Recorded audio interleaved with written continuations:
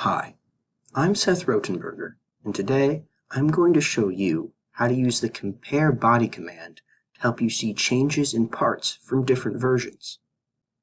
As you can see, I have both an original and a second version of this model. Let's make some changes to this second version. First, I am going to remove this rectangular hole in one of the side walls. Now, let's offset the face of this chamfered hole so that the entire hole is smaller. The last change to this second version is to add a hole to the top face. I'm going to select the face and set the hole diameter to 8 millimeters. Let's now compare these two versions. Our control body is going to be the original version, and the sample will be the version that we made changes to. Once I hit compare, both the control and sample bodies appear on the left, and an overlay of both models are on the right. Using the color settings, we can determine the changes to the model.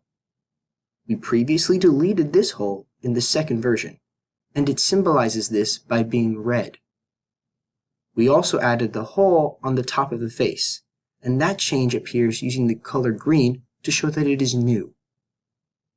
The face that we offset is now yellow, which shows us that it has been changed from the original model. If we use the overlay view, we can fade between the control and sample models to see how the changes take place between the two of them. I am now going to switch the face change criteria to deviation, which will show everything that has been affected by the changes.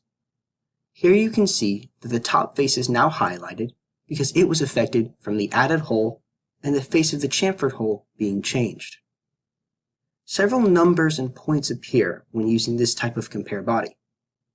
The points and numbers in the sample model show the distances that the faces have moved and changed. In the control body, these points are re-referenced from the sample body to the control body. I make certain that the analysis object will save and automatically update before completing compare body.